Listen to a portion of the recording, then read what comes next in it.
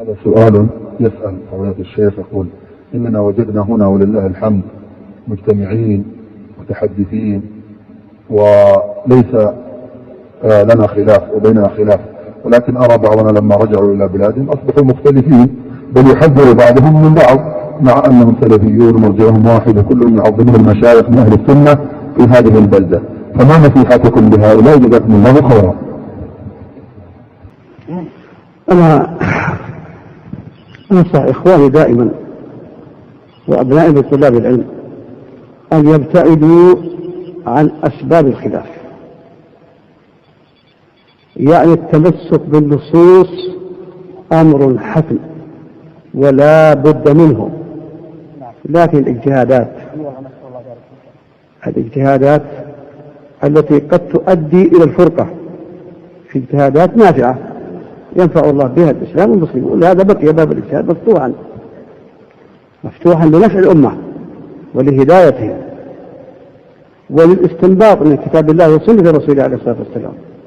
والذي يقفل باب الاجتهاد غلطان وليس له أي دليل.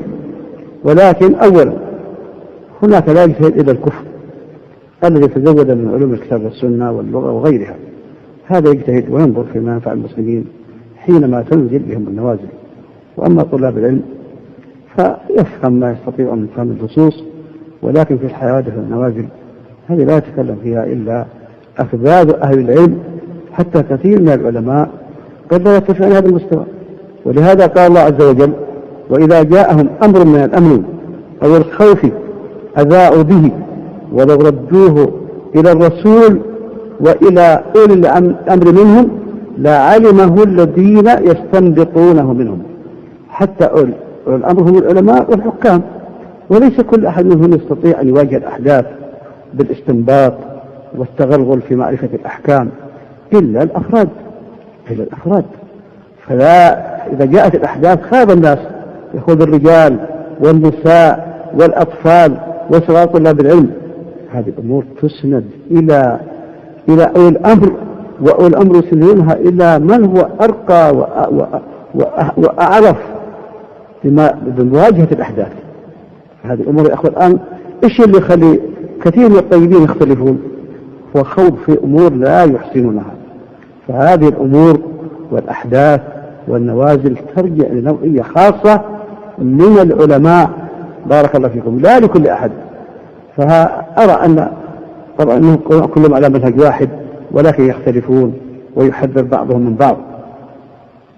ما أسباب هذا التحذير؟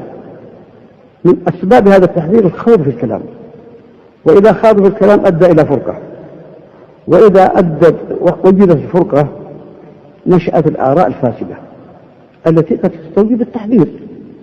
فأرى أن من أسباب هذه الفرقة والاختلافات والتنابز بالألقاب وإلى آخره من أسبابها أن كل الناس يخوضون في هذه المعامع التي ليسوا أهلا لها، ولو ردوا الأمر إلى أهله لما وجدت مثل هذه الخلافات وهذه التحذيرات وهذه الفرقة. فتعلموا يا أخوة، والسعيد من وعظ بغيره، ولا يلدغ المؤمن من جحر مرتين، فلا تلدغ مرارا. فإذا حدث أمر فلا تتسرعوا بالخوض فيه، فإن ذلك جرء الفرقة ويجوء إلى التحزب ويجوء إلى فتن ومشاكل لا ولا الآخر. والله قد أدب هذا الأدب في هذه الآية التي قلت عليكم، فافهموها حق الفهم ودعوا الأمور القوس لباريها كما يقال. ليس كل واحد يحسن الرمي، وإنما يحسنه العلماء. بارك الله فيكم. نعم.